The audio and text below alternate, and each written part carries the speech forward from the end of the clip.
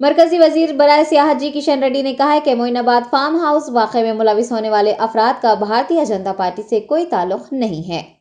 Bharatiya Janata party की जानिब से टीआरएस के एमएलए को खरीदने की कोशिश के इल्जाम को मुस्तरद करते हुए उन्होंने टीआरएस को चैलेंज किया है और कहा है कि अगर टीआरएस मुखलिस है तो वो इन इल्जामात की सुप्रीम कोर्ट के मौजूदा जज या फिर सीबीआई से तहकीकात करवाए। एक बयान जारी करते हुए किशन रेड्डी ने पुलिस से फार्म हाउस से बरामद होने वाली रकम से मुताल्लिक वजाहत मांगी है और ये भी कहा है कि टीआरएस एमएलए को फार्म हाउस के लिए रकम मिली थी और उन्होंने ही पुलिस में शिकायत दर्ज करवा दी। वाज़ेह है कि जिन अफराद को फार्म हाउस से गिरफ्तार किया गया है वो बीजेपी के कायदीन बताए गए हैं, जिस पर बीजेपी के कई सीनियर कायदीन और वज़रा का रद्द-ए-अमल सामने आ रहा है और सभी ये वजाहत कर रहे हैं कि उनका बीजेपी से कोई लेना देना नहीं है। मरकजी वजीर किशन रेड्डी ने भी इस ज़िमन में कहा है कि नंदू के ताल्लुकात टीआरएस के बहुत से कायदीन से हैं और दोबारा हुजूराबाद के ज़िमनी इंतखाबात के दौरान टीआरएस ऐसी ही चालें चल चुकी हैं।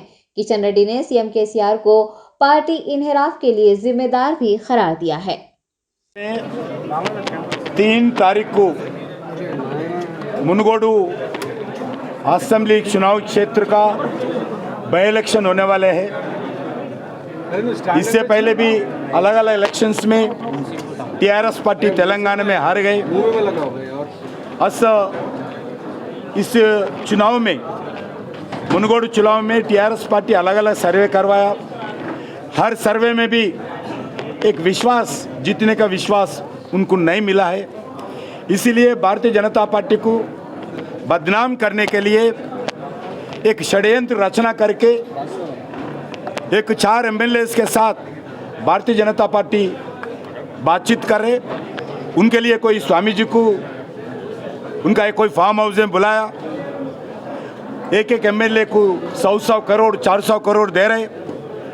ऐसा कल एक सिनेमा का स्क्रीन प्ले, डायरेक्शन, प्रोडक्शन और एक्शन टीआरएस पार्टी मुख्यमंत्री केसीआर के नेतृत्व में हुआ है। उसमें पुलिस भी एक्ट किया है। मैं बताना चाहता हूं, तेलंगाना में लगातार इस 9 साल में वाईएसआरसीपी का पूरा एमएलए एमपीस को ले लिया। सीपीआई पार्टी का एक एमएलए तो सीपीआई पार्टी का एमएलए को ज्वाइन करवाया। तेलुगुदेशम पार्टी का एमएलए से तो उनको ले लिए। कांग्रेस पार्टी का जितने भी एमएलसी थे पूरे लेजिस्लेटिव काउंसिल में एक एमएलसी को बचाने पूरे लोगों को ज्वाइन करवा लिए। कांग्रेस पार्टी को लेजिस्लेटिव काउंसिल में ख़त्म किया है। अभी लास्ट इलेक्शंस में जो कांग्रेस का विधायक जीते हैं उसमें 12 कांग्रेस विधायकों को रीजन भी ना करते हुए उनको टीआरएस में ज्वाइन करके अभी मिनिस्टर से नाते काम कर रहे हैं। वैसे TRS party Bharatiya Janata party को क्रिटिसाइज करने का, भारतीय जनता पार्टी के ऊपर आरोप करने का कोई अधिकार नहीं है। मैं यही डिमांड करना चाहता हूं, केसीआर जी जो 400 करोड़ जो बोले हैं, किधर है वो 400 करोड़? किसके पास है? क्यों चार्जशीट में नहीं बताए? वो लोग कौन है? हम बात करना है तो कोई भारतीय पार्टी में शामिल करना है तो हम बात करेंगे, मैं बात करूंगा, मेरे पार्टी के लोग बात करेंगे। वज़ीर दाखिला मोहम्मद महमूद अली ने मुनगोडू ज़िमनी इंतखाब के उम्मीदवार के प्रभाकर रेड्डी के लिए मुख्तलिफ इलाकों में मुहिम चलाई। 3 नवंबर को होने वाले ज़िमनी इंतखाब के लिए मुहिम जोरों शोर से जारी है। टीआरएस पार्टी इस इंतखाब को जीतने के लिए एड़ी चोटी का जोर लगा रही है। पार्टी के तमाम कायदीन मुनगोडू में मौजूद हैं और मुहिम चलाते हुए आवाम से के प्रभाकर रेड्डी को वोट देने की अपीलें कर रहे हैं। होम मिनिस्टर मोहम्मद महमूद अली ने उपल के एमएलए बी सुभाष रेड्डी के हमरा चोटुप्पल लकारम के मुख्तलिफ वार्ड्स में आवाम से मुलाकात की और पार्टी के निशान कार को वोट देने के लिए कहा। टीआरएस पार्टी के तमाम कायदीन, कॉरपोरेटर, सरगर्म कारकुनान ने इस इंतखाबी मुहिम में हिस्सा लिया। शमशाबाद रूरल पुलिस स्टेशन में एमएलएस को मुनहरिफ करने के इल्जामात में हिरासत में लिए गए अफराद से सख्त सिक्योरिटी के दरमियान पूछताछ की जा रही है। मौसूला इतलात के मुताबिक मोइनाबाद फार्म हाउस वाक़े में गिरफ्तार अफराद शमशाबाद रूरल पुलिस स्टेशन में महरूस हैं और उनसे पुलिस ने मोबाइल फ़ोन हासिल करते हुए पूछताछ का आगाज़ किया है। सिक्योरिटी इक़दामात को तेज तर करते हुए शमशाबाद रूरल पुलिस स्टेशन के अतराफ सिक्योरिटी बढ़ा दी गई है और गेट को मुकफ्फल करते हुए किसी को अंदर दाखिल होने की इजाज़त नहीं दी गई है। बताया गया है कि पुलिस कॉल डेटा की बुनियाद पर तहकीकात कर रही है कि वो किससे राब्ते में है। एक जानिब पुलिस की तहकीकात जारी है तो दूसरी जानिब सियासी कायदीन के साथ नंदू की तस्वीर सोशल मीडिया पर वायरल हो रही हैं। गिरफ्तार अफराद को पुलिस की जानिब से राजेंद्र नगर अपर पल्ली मेट्रोपॉलिटन कोर्ट में पेश किया जाएगा। शमशाबाद डीसीपी जगदीश्वर रेड्डी ने फिर एक बार अजीज नगर फार्म हाउस का मुआयना किया है। दरियासना ये अफवाहें भी फैली हुई हैं कि जिन थैलों में पैसे होने की बात कही गई थी उनसे कुछ भी बरामद नहीं हुआ है। पुलिस ने भी इस मामले में अब तक जब्त की गई रकम नहीं दिखाई है, जिससे मुख्तलिफ शुकूक व शुबात पैदा हो रहे हैं। एमएलएस को खरीदने के इल्जामात का सामना कर रहे बीजेपी कैडर ने हाई कोर्ट में अर्जी दाखिल करते हुए इन इल्जामात की सीबीआई या फिर अदालती तहकीकात का मुतालबा किया है। तेलंगाना बीजेपी लीडर्स ने अपनी दरख्वास्त में टीआरएस की जानिब से लगाए गए इल्जामात की तहकीकात मौजूदा जज या फिर खुसूसी तहकीकाती टीम मुकर्रर करते हुए करवाने की हाई कोर्ट से ख्वाहिश की है। रियासत के महकमा पुलिस के रवैये पर भी बीजेपी लीडर्स ने एतराज जताया है। आपको याद दिला दें कि टीआरएस पार्टी ने मरकजी हुकूमत पर यह इल्जाम लगाया है कि उसने तेलंगाना में हुकूमत गिराने के लिए अराकीन असम्बली को मुनहरफ करने की कोशिश की है। ताहम बीजेपी लीडर बाजिद है कि उन्हें टीआरएस के अराकीन असम्बली खरीदने की कोई ज़रूरत नहीं है। ये सब ड्रामे केसीआर ने रचे हैं। भारतीय जनता पार्टी के रियासती सदर बंडी संजय कुमार ने कहा है कि ज़िमनी इंतखाब जीतने के लिए केसीआर ने जो ड्रामा खेला है वो नाकाम रहा है और इसके खिलाफ वो हाई कोर्ट से रुजू होंगे। इस ऐलान के कुछ देर बाद ही बीजेपी रहनुमाओं ने अदालत में इन इल्जामात के खिलाफ अर्जी दाखिल कर दी। बुधन के टीआरएस एमएलए शकील आमिर ने कहा है कि काबीना में वजीर का ओहदा न मिलने से वो मायूस नहीं है। मना उरू मना एमएलए प्रोग्राम से खिताब करते हुए शकील आमिर ने कहा है कि बतौर एमएलए हल्के की जो तरक्की हुई है वो इससे मुतमईन नहीं है। हल्के में मजीद काम ज़ेर इल्तिवा है और तमाम मसाइल वो हुकूमत के ताउन से हल करने की कोशिश करेंगे। आइंदा असम्बली इंतखाबात में AIMIM के साथ इत्तेहाद से मुताल्लिक़ तबसरा करते हुए बोधन रुकने असम्बली ने बताया कि पार्टी क़यादत AIMIM से इत्तेहाद करने से मुताल्लिक़ फैसला करेगी। मुनुगुडु ज़िमनी इंतखाब में टीआरएस पार्टी की कामयाबी को उन्होंने यकीनी करार दिया है। अपोजिशन जमातों पर तनकीद करते हुए शकील आमिर ने कहा है कि झूठे इल्जामात आयद करना अपोजिशन की आदत बन चुकी है। टीआरएस सीनियर कायद ने वज़ीर आला केसीआर की फलाही स्कीमात की सताइश करते हुए रियासत तेलंगाना को रोल मॉडल करार दिया है। रियासती वजीर बराए जंगलात इंदिरा करण रेड्डी ने टीआरएस एमएलएस को खरीदने की कोशिश करने वाली भारतीय जनता पार्टी पर शदीद नुक्ताचीनी करते हुए उसे भाजपा की गंदी सियासत करार दिया है। टीआरएस पार्टी कायदीन और कारकुनान ने सतनारायण नारायणपुरम मंडल में भारतीय जनता पार्टी की इस कोशिश के खिलाफ धरना मुनज़्ज़म किया और बीजेपी हुकूमत वजीर आज़म नरेंद्र मोदी का अलामती पुतला नजर आतिश किया। इस मौके पर इंदिरा करण रेड्डी ने हुकूमत गिराने के लिए एमएलएस को खरीदने वाली बीजेपी की जानिब से एक स्वामी को इस्तेमाल करने पर शदीद तनकीद की और कहा कि बीजेपी की गंदी सियासत अपने इंतहा को पहुंच चुकी है। तेलंगाना पुलिस की बरवक्त कार्रवाई करने और बीजेपी की साजिश को बेनकाब करने का जिक्र करते हुए इंदिरा करण रेड्डी ने कहा है कि तेलंगाना में भारतीय जनता पार्टी के लिए कोई जगह नहीं है। ज़िमनी इंतखाब में टीआरएस को कामयाबी मिलेगी और बीजेपी की साजिशें नाकाम बनाई जाएगी। वजीर माहौलियात ने यह भी वाज़ेह किया है कि केसीआर की क़यादत में तेलंगाना समाज किसी भी साजिश को नाकाम बना देगा। दीगर रियासतों की तरह बीजेपी यहाँ कामयाब नहीं हो सकेगी। आने वाले दिनों में कमल का फूल मुरझाने के भी इंदिरा करण रेड्डी ने पेशन गोई की है। हल्का असम्बली महेश्वरम के NTR नगर चौराहे पर टीआरएस के अराकीन ने असम्बली को भारतीय जनता पार्टी की जानिब से मुनहरिफ करने की कोशिश करने के खिलाफ टीआरएस कायदीन ने एहतजाज किया है और हुकूमत मुखालिफ नारे लगाए हैं।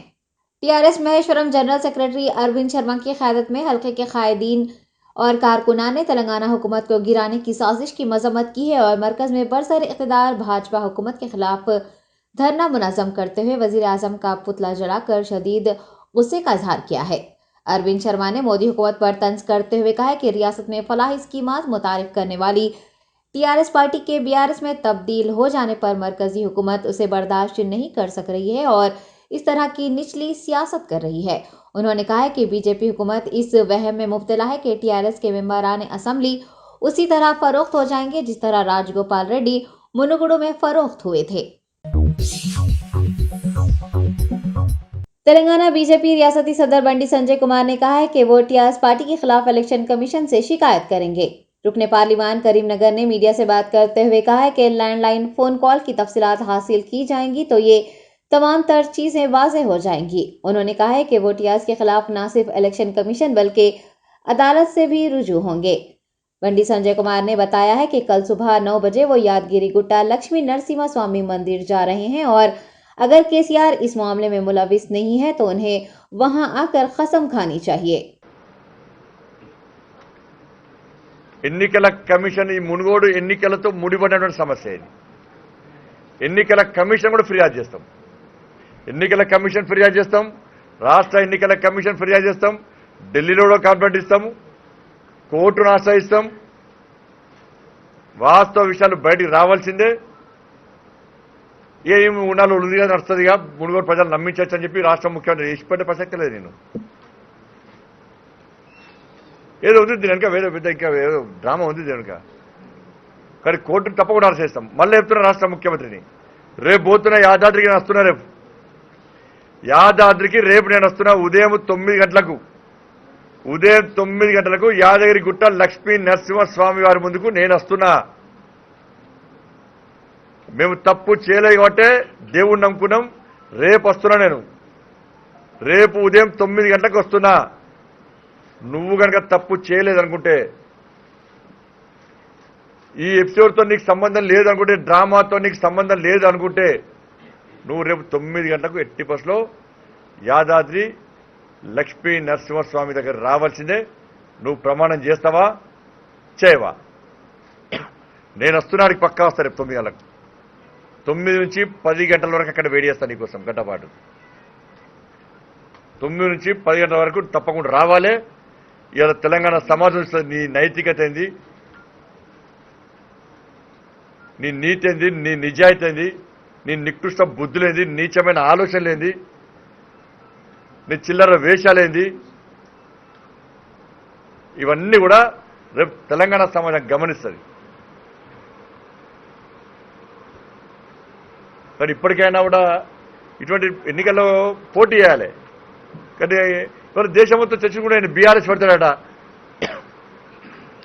ఒక్క ఉప ఎన్నికల్లో గెలవడానికి గింత ద్రోహం చేస్తున్నాడు, గింత డ్రామాలు ఆడుతున్నానే, ఏదో చిల్లర వేషాలు వేస్తున్నాడు. ఈయన బీఆర్ఎస్ పెడితే దేశంలో ఇంకా ఈ చిల్లరగాలు పడుకొని దేశంలో చిల్లరగా అనవుతారు సార్. ఈ చిల్లరగాళ్ళు పార్టీ పెడితే దేశం ఏమవుతుంది? అలా ఒక్క ఉప ఎన్నిక. तेलंगाना बंगाली समाज एसोसिएशन ने टीआरएस की अरकान असम्बली को रकम और ओहदों का लालच देकर मुनहरफ करने की मरकजी हुकूमत की नाकाम कोशिश के खिलाफ एहतजाज किया है। दीपांकर रॉय सदर बंगाली समाज एसोसिएशन की जेर क़यादत घासी बाजार में कल होने वाले वाक़े के खिलाफ एसोसिएशन मेंबरान ने एहतजाज किया और भाजपा हुकूमत का पुतला जलाकर नारेबाजी की। वाज़ेह है कि कल शाम पुलिस ने फार्म हाउस पर धावा करते हुए बीजेपी एजेंट्स को हिरासत में लिया था, जो कि एमएलएस को मुनहरफ करने के लिए रकम का लालच देकर उन्हें खरीदने की कोशिश कर रहे थे। दीपांकर रॉय ने इस वाक़े की मजम्मत करते हुए कहा कि टीआरएस पार्टी तेलंगाना के लोगों की फलाह व बहबूद के लिए काम करती है। आज हमारे प्रोटेस्ट इसलिए है, हमारे 4 एमएलए को खरीदारी करने वाले बीजेपी वाले, जिसका आदत हो गया है, आज से नहीं है, शादियों से ये लोगों का आदत है दूसरे का एमएलए को खरीदना, दूसरे का पार्टी का कैडर को खरीदना, यही इनका काम है। डेवलपमेंट का काम बोले तो इनके पार्टी में कुछ भी नहीं है। एक हिंदू मुस्लिम राम रहीम का लड़ाई और दूसरे पार्टी का अच्छे कैडर को खरीदना, अच्छे एमएलए को, अच्छे चेयरमैन को खरीदना, ये लोगों का काम है। इसके खिलाफ हमारे टीआरएस पार्टी की तरफ से आज चारमीनार असेंबली घासी बाजार में हमारे बंगाली समाज और टीआरएस पार्टी के कैडर की तरफ से हम लोग प्रोटेस्ट किया। इससे पहले भी ऐसा घिनौने काम बीजेपी पार्टी की तरफ से हुआ। हम बीजेपी को, मोदी जी को, अमित शाह को खबरदार कर रहा हूँ कि आप किधर भी जाके एमएलए को खरीदिए, पार्टी का कैडर को खरीदिए, लेकिन हमारे तेलंगाना में ऐसा कोई नौबत नहीं आएगा, क्योंकि हमारे टीआरएस पार्टी का जो कैडर है, जो एमएलए, जो भी पार्टी का नीचे से लेकर ऊपर तक जो भी हमारे कैडर है, वो डेवलपमेंट को रेस्पेक्ट करते, डेवलपमेंट को सैल्यूट करते, डेवलपमेंट को नमस्कार करते हैं। क्योंकि और पूरे हिंदुस्तान में डेवलपमेंट का एक ही नाम है सीएम केसीआर साहब, हमारे तेलंगाना के महात्मा, और उसके साथ हमारे हिंदुस्तान के यूथ आइकॉन केटीआर साहब। हम जो फॉलो करते हैं, हमारे टीआरएस के कैडर, टीआरएस के लीडर जो भी फॉलो करते हैं, हमारे केसीआर साहब, हमारे केटीआर साहब, हमारे महमूद अली साहब, जिसको तेलंगाना का डेवलपमेंट का दूसरा नाम बोला जाता है। और हम डेवलपमेंट के साथ रहते, हम राम रहीम के साथ रहते, हम हिंदू मुस्लिम ये विरोधी करके वोट लेने वाला नहीं है, और जनता के पास ऐसा झूठा बात पहुंचा के वोट लेने वाला या जनता के बाजू में ठहर के हिंदू मुस्लिम लड़ाई करने वाला पार्टी हमारे टीआरएस पार्टी नहीं है। इसलिए हमारे को खरीदने का आप कोशिश मत करिए, ये रिक्वेस्ट है, और रिक्वेस्ट नहीं है, चेतावनी है, आप समझ लीजिए। क्योंकि हमारे टीआरएस पार्टी का जो भी कर रहा है डेवलपमेंट पे भरोसा रखते, उन्नयन को भरोसा रखते, हम डेवलपमेंट के साथ है, हम हमारे तेलंगाना के महात्मा केसीआर साहब के साथ है और आगे भी रहेंगे। जय तेलंगाना, जय केसीआर, जय केटीआर, जय बीआरएस। बीजेपी कायदीन ने हुक्मरान जमात टीआरएस की जानिब से भारतीय जनता पार्टी पर एमएलएस खरीदने का इल्जाम लगाने पर करमन घाट चौराहे पर एहतजाज करते हुए वजीर आला केसीआर का अलामती पुतला नजर आतिश किया।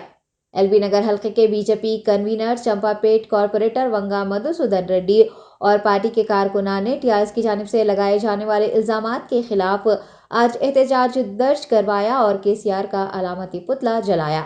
बीजेपी लीडर्स का कहना है कि अराकीन असेंबली की खरीदारी का ड्रामा प्रगति भवन में तैयार किया गया है।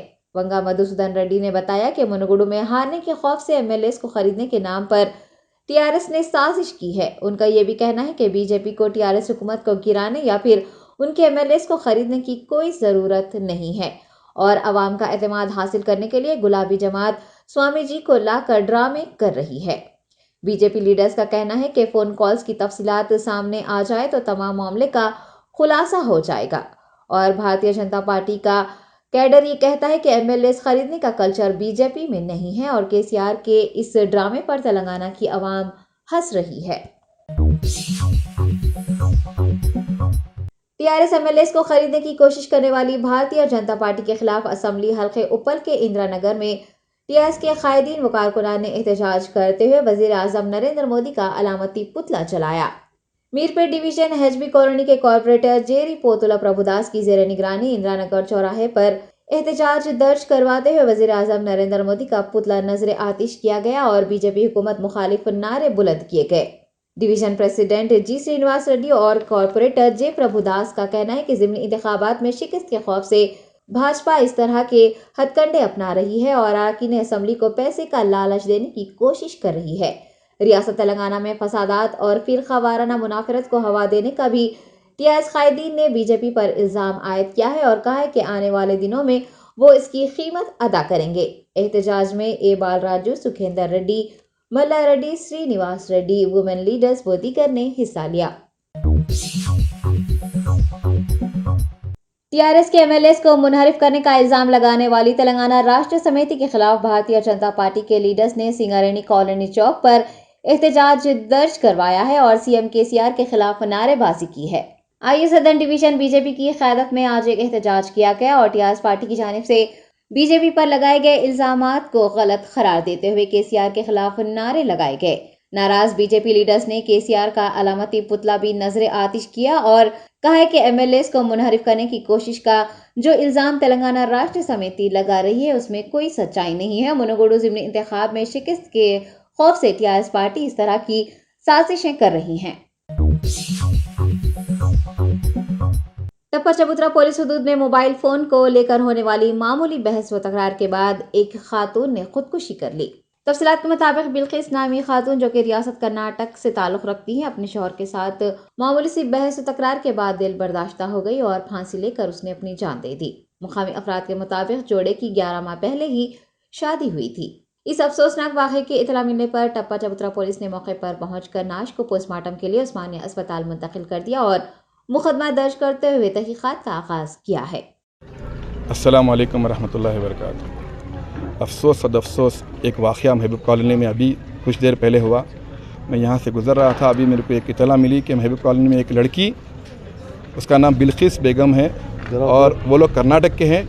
महबूब कॉलोनी के अंदर बशीर साहब के घर में किराए से उतरे हुए हैं दोनों। ये लड़का और लड़की दोनों भी कर्नाटक से है।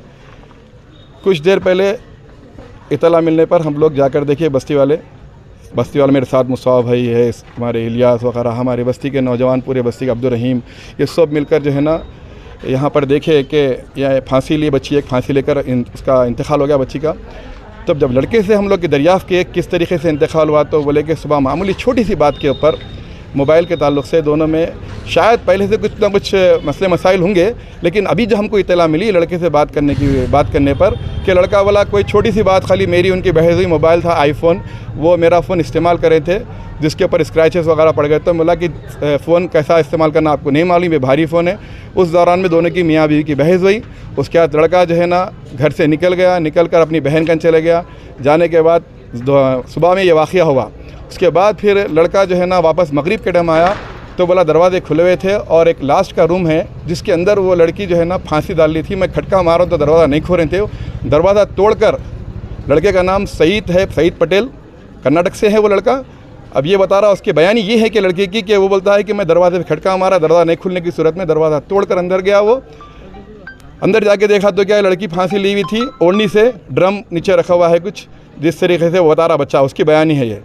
ऐसा ये वाक़या गुज़रा हमारे एरिया के अंदर, बहुत नाकाबिल बर्दाश्त है, बहुत हमारे एरिया के अंदर बहुत अफसोसनाक वाक़या हुआ ये। हम इसकी सख्त मसम्मत करते हैं।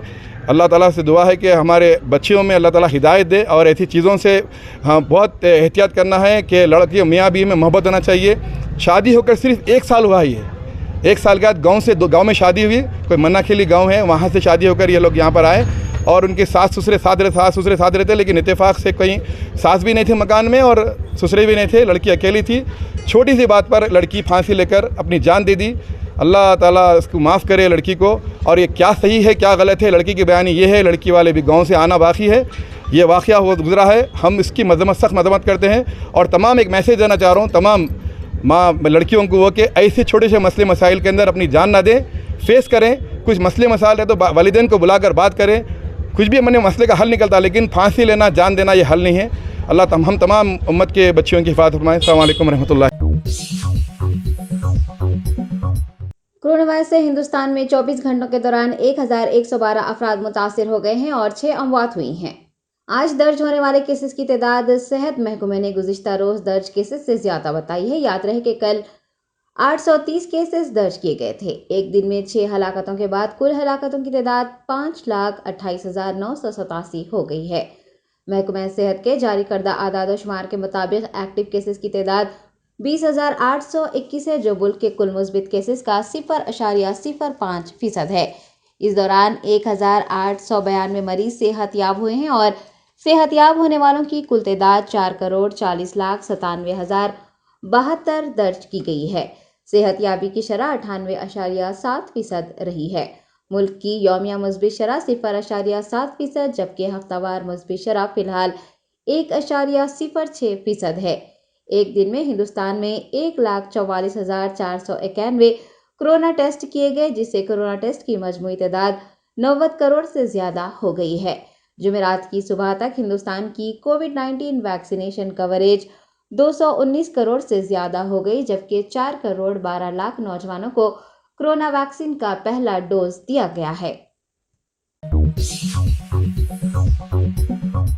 Germanton super speciality hospital, doctor Mir Jawad Zar Khan, senior experienced orthopaedic surgeon, bone fracture, joint replacement, hip replacement और स्पाइन सर्जरी कामयाबी से अंजाम दे रहे हैं। इसके अलावा neuro surgery, cardiology, gynaecology, dental, general medicine, dialysis और फिजियोथेरेपी जैसे शोबाजात में इंतहाई कामयाबी के साथ वाजिबी फीस में इलाज किया जा रहा है। शेयरिंग और प्राइवेट रूम्स, अस्पताल में 24 घंटे MRI, CT scan, 2D digital x ray, ultrasound, operation theatre, ICU और लैब की सहूलत दस्तयाब है। आपकी उम्मीदों के ऐन मुताबिक Germanton super speciality hospital, pillar number 150, Attapur, Hyderabad.